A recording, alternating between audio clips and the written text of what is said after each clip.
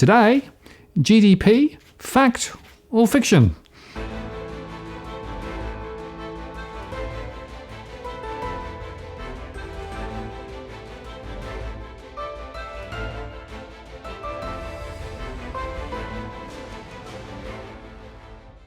Hello again, it's Martin North from Digital Finance Analytics. Welcome to this post covering finance and property news with distinctively Australian flavour and just a touch of philosophy on the side. And there's a bookworm over there. Hi there.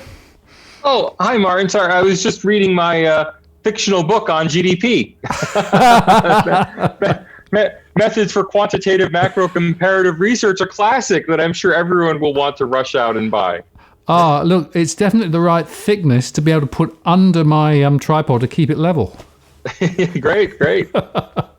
Well, thanks for joining us again, Salvatore. And it's an interesting subject I think we're going to touch on today because, of course, with the current coronavirus outbreak and all of the predictions about where GDP is going and where it's not, GDP is being thrown around as though it's some magic formula. Well, the question people often have is what's the difference between GDP and the economy? Because GDP, of course, is just one way of measuring the economy, and it's not the only way. Yeah. I guess we should remind everyone, if we're going to go back to basics, we should remind everyone what GDP is, gross domestic product, which is a measurement concept of how much is produced in an output sense. So it is how much is being produced within the borders of a country. The odd thing is we call it GDP, but we don't usually measure it that way.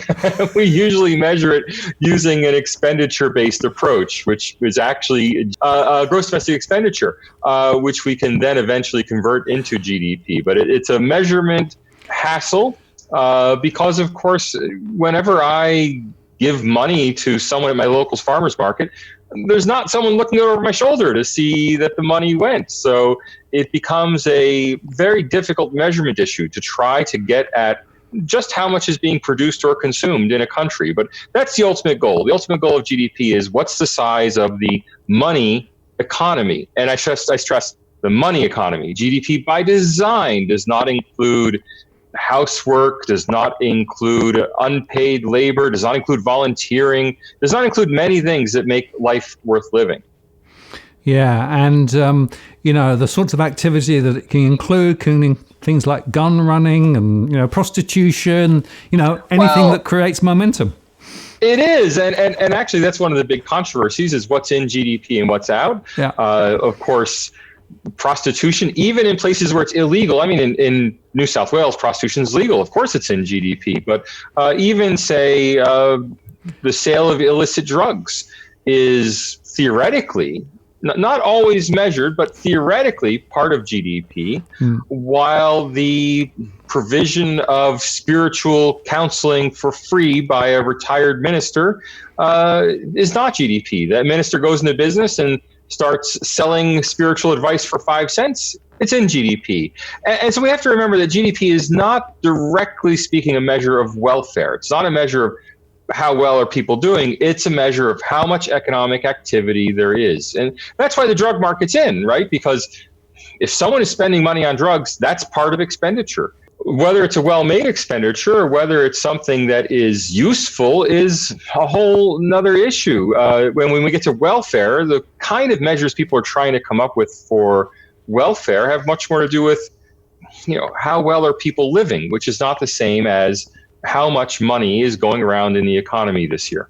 And there's a bit of history to GDP, right? So it really, I think, came to the fore after the Second World War, when there was a lot of focus on reconstruction and growth and development. And it has really become, I think, the key measure that, almost all economists quote. And of course, the IMF and the World Economic Forum keep talking about GDP movements, and in fact, within countries too. But people need to understand it's quite myopic, as we've discussed. And probably there's something else that bugs me a bit, and that is more activity necessarily really a good thing or not? Well, not necessarily. I mean, if you go back to the history, GDP as a concept was developed by the economist Simon Kuznets, who was active in America. He was an immigrant from Eastern Europe. People argue over which country, so I'm not going to give a credit for which country gets him. The borders have changed so many times, but he worked primarily in the United States. In the 1920s, he developed the concept of the system of national accounts. The idea is that we could do accounting not just for a firm, but we could do an accounting exercise for an entire country. And so the GDP or GNP or whichever similar concept you use is effectively an income statement for a country. It's how much income is going around, produced and consumed. You can look at it either way, inside the borders of a country, or if you use GNP as a concept, gross national product, how much is produced by the nationals of a country. And the major difference between GDP and GNP is on the treatment of production by national companies abroad. So the profits of, say, Australian companies in China are part of Australia's GNP, but part of China's GDP. So it's usually a minor residual, though for some countries it can be a big difference, especially if they're major financial centers. Kuznets developed it in the US for use by the National Bureau of Economic Research. He was an NBER economist. In the 1930s, it was used for planning in the United States. So one reason planning in the United States, economic planning for World War II, and especially during World War II, was much more effective than in Germany or in the Soviet Union, was that they had these tools available. And of course, planned economy has a bad name these days, but the fact is the whole reason we have GDP is for the planned economy. It became the indispensable tool for war planning in the US and by extension the UK and the Allied countries. After World War II, it was rolled out to the rest of the world, and that's why we call the system of national accounts the United Nations System of National Accounts, the SNA, which is nominally organized through the United Nations system. Of course, the US is extremely influential in that process of defining national accounts. So after World War II, all the countries in the United Nations, which eventually became all the countries of the world, organized their data collection efforts around this system of national accounts. There used to be a separate system of accounts for use in the Soviet Union and other communist countries. That, of course, was all abandoned in the 1990s, and they moved on to the system of national accounts as well. But this has always been a business management tool, not meant to be a welfare indicator. But inevitably, people said, well, we take all of GDP, divided by the number of people, and you have GDP per capita. And often people will simply call that GDP. It really is GDP per person, GDP per capita. And it's used as a welfare measure because it's broadly correlated with what's good for people. I mean, the average American is much richer than the average European, who is much richer than certainly than the average Indian or average African. And all of that's reflected in GDP per capita statistics. Does the average American live better than the average European? That's another issue. I mean, one of the strange facts that I like to confront people with, if I asked you which is richer, Japan or Alabama and Mississippi in the deep South in the United States? Now, of course, Japan appears much richer. If you've ever been a tourist in Japan, it's super modern. Got the Shinkansen. It's like a fantastic place to visit. But in fact, in GDP per capita terms, or gross state product for Mississippi and Alabama, GDP in Alabama and Mississippi is actually higher on a per capita basis than in Japan, quite a bit higher. Well, that's hard to see.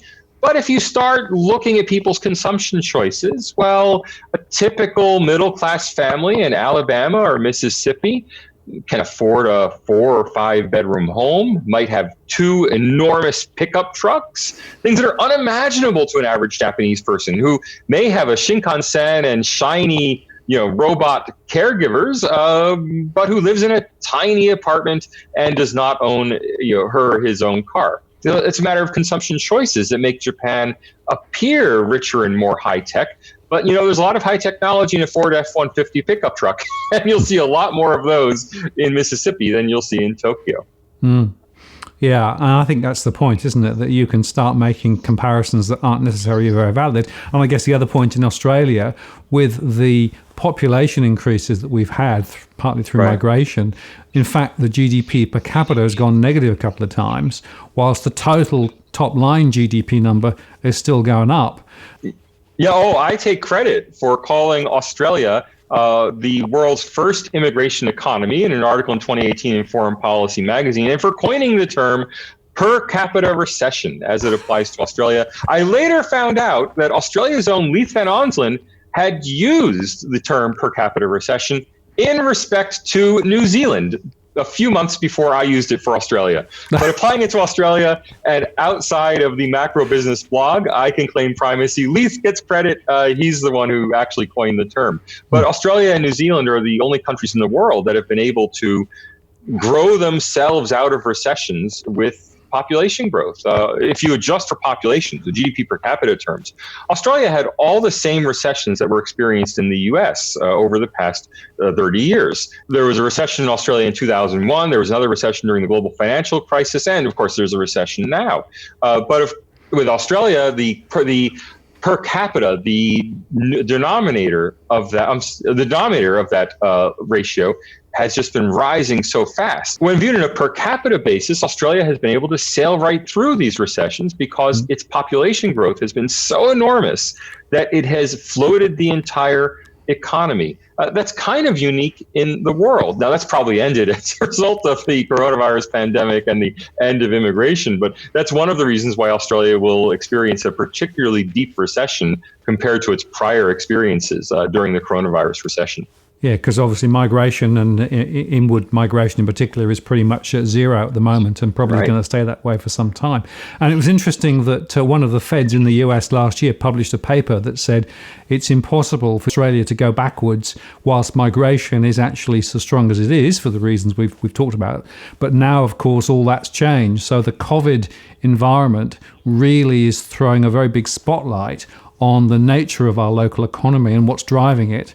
And that's one of the reasons why I have the view that the economy is going to be in some strife for some time.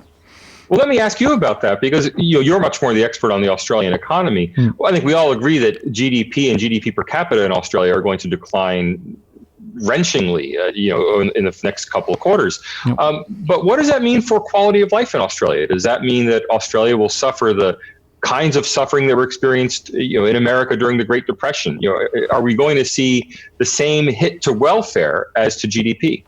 Well, I think the two questions or the two answers to that question is what's going to happen to unemployment, right? We know unemployment is going to rise. The job keeper, job seeker, that will fade away at some point. And the real unemployment rate will be a lot higher than the official one that's being quoted at the moment. But underemployment is, for me, the critical point. And underemployment is already pretty bad. There are many people who are actually not getting the hours that they want. And so the total jobs worked hours is dropping.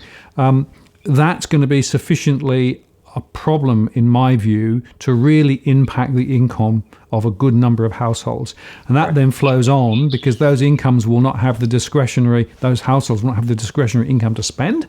And that means that the total flow into the economy will also be down. Remember that about half of consumption in Australia is consumer consumption spending.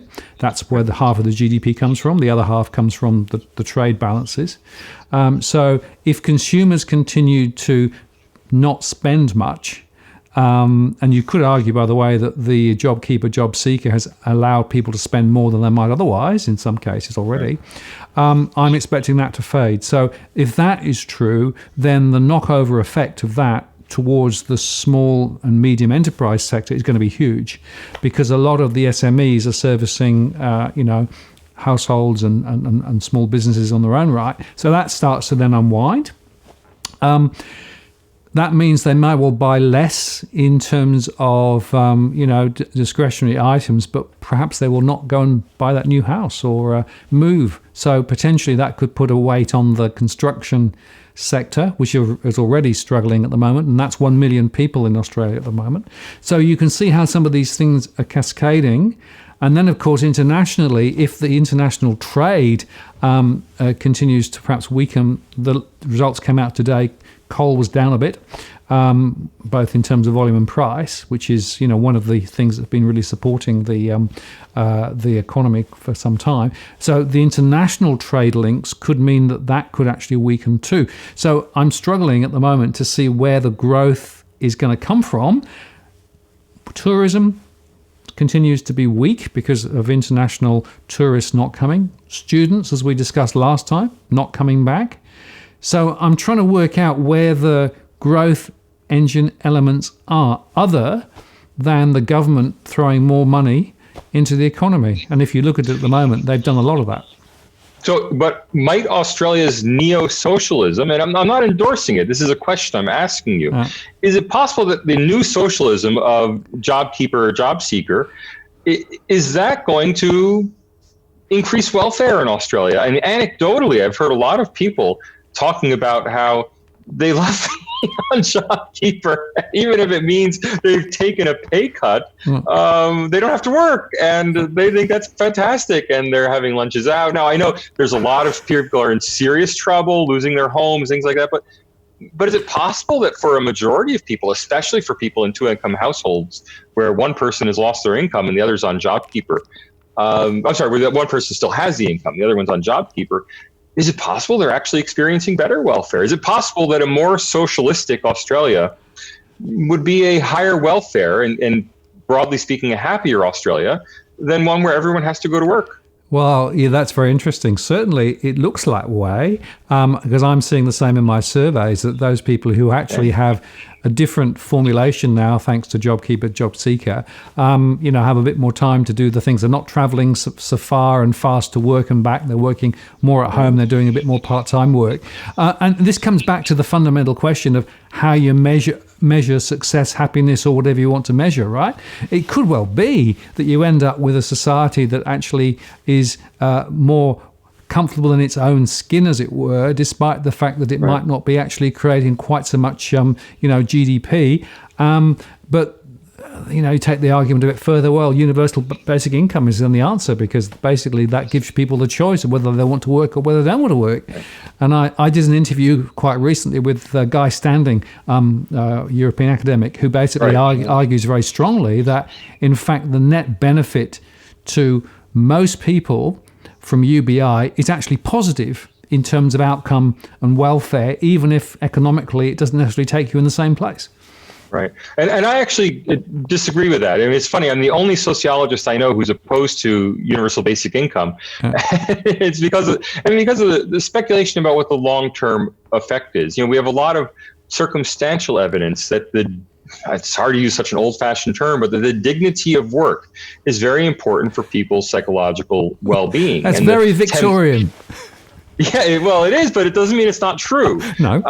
And we have a lot of evidence that it is true, and we have a lot of sociology going all the way back to Emile Durkheim 100 years ago, suggesting that it was important for society that people feel they're doing something, or for that matter, going back to Karl Marx and alienation. So the idea that it's very important that people feel like they're contributing, feel like they're doing something. And while it may sound great for 3 months to be on a universal basic income, in the end, people will be tempted. That person who always wanted to be an artist is going to just push to make that attempt to be an artist, who is never going to succeed, and who will bounce along on universal basic income instead of being forced to confront the hard reality that she or he has to go towards another profession. And I see a kind of microcosm of that in academia, where we used to have an enormous casual workforce. Now with the funding cuts, we're losing our casual workforce. We're decasualizing. They won't be there anymore. But this casualized workforce, I used to know and still do know some academics who got a PhD and spent 20, 30 years living on essentially minimum wage, getting a few tutorials every semester, doing tutorials at 2 or 3 universities, being stuck in that because they had a PhD, because they could just get by with it. They wouldn't make the hard decision to enter another profession. Instead, they would be this casualized, very unhappy, very exploited underclass in the academic world. And I would always advise people in this situation, look, you're never going to get a permanent professorship at this point after 10 years as a casual. Time to move on. And that's something that, because people could get just enough to get by on, they stayed trapped in that world. Now, I've been unemployed. I may be unemployed again soon. And I'm not saying I want to be unemployed. It's a very traumatic experience to be unemployed. But it may ultimately be better for you to be forced into the labor market than to have the opportunity to live a carefree life, but a very low productivity, low engagement with society life. I mean, I know there's always someone who will use that universal basic income to live life as a volunteer helping save the world. But for every one of those, there are 20 people on a universal basic income who are playing video games in their parents' basement. And I just don't think that's necessarily what's best for them. Well, I'm not necessarily an advocate of UBI either. It's a very interesting and quite timely conversation, because you could argue that job keeper, job seeker is almost sort of taking us towards that direction. And you mentioned, earlier on the sort of socialism that's sort of flowing through. The really interesting question for me, though, is, where does that lead us? Does it lead us to a cul-de-sac or somewhere else? Because I would also argue that the neoliberalist sort of view that really is driving things at the moment is separating the winners from the losers, the haves and the have-nots in society, probably more than ever before.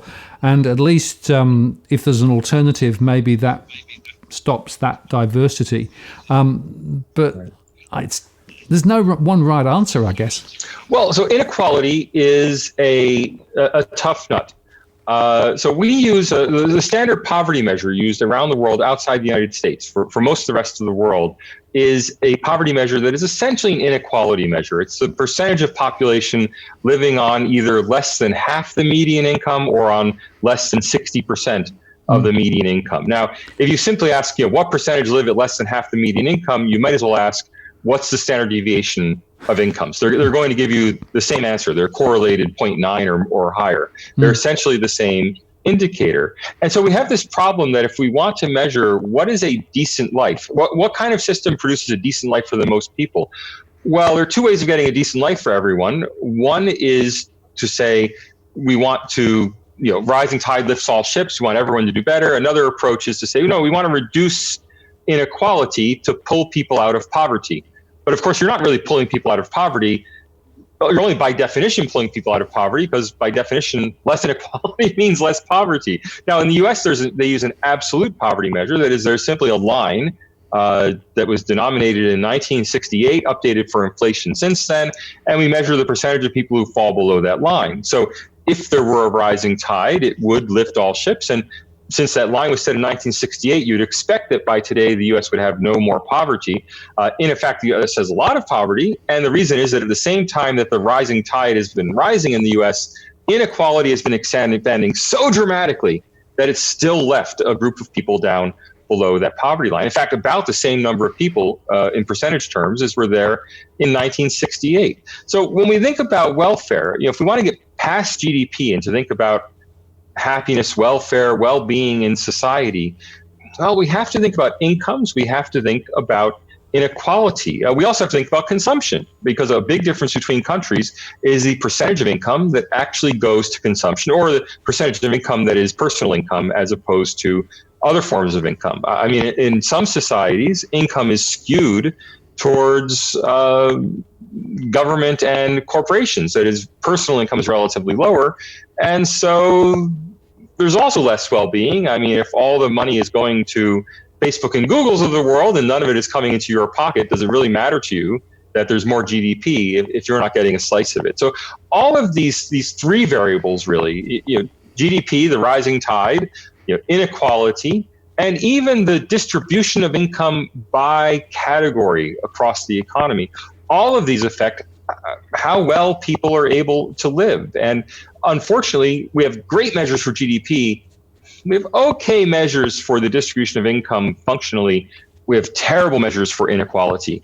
And as a result, we can't easily know how people are doing without doing a lot of very detailed survey work. You can't just get the quarterly numbers that tell you how well people are doing. We can get the quarterly numbers for GDP, and that's why we tend to use them much more than we should, perhaps. Yeah, well, I sometimes think it's quite utilitarian insofar that you can at least get those numbers. But, the perspective I have is this, that that concept of the fact that there are other things that we should be thinking about when we make our decisions rather than just the GDP lens is quite important. And I don't think government's doing a very good job. They tend to focus on GDP. And in fact, if you talk to most of the senior politicians and the senior mandarins down in Canberra, they're all GDP fixated, right? I think there's got to be another canvas. But the other lens I want to bring as we close our conversation today is we've only got one planet, right? And the population is growing and we're using more and more of the resources of the planet. So there's got to be a point when GDP actually takes us into the the future where we effectively have used the resources beyond what we can use and should be using, and that takes us into the conversation about climate change and adapting to a different type of future. So in a way, I blame GDP and the fixation on GDP as one of the reasons why we've ended up going down that route. Well, a lot of people do, and we have efforts to create environmentally adjusted GDPs or resource-adjusted GDPs to adjust for the amount of the world's endowment that has been used up, so to speak. But honestly, I'm not a big fan of those approaches. I think that I'm a neo-Victorian, as you pointed out, and look, as economies become more sophisticated, they're using less and less stuff. And I expect that trend to continue. Now, of course, you can see that clearly in the high technology world and us buying virtual apps and us consuming streamed content, even us here on YouTube. I mean, we're using electricity in the server farms, but that's about it. But you can also see it in the offline world. So I always give the example to people of coffee consumption.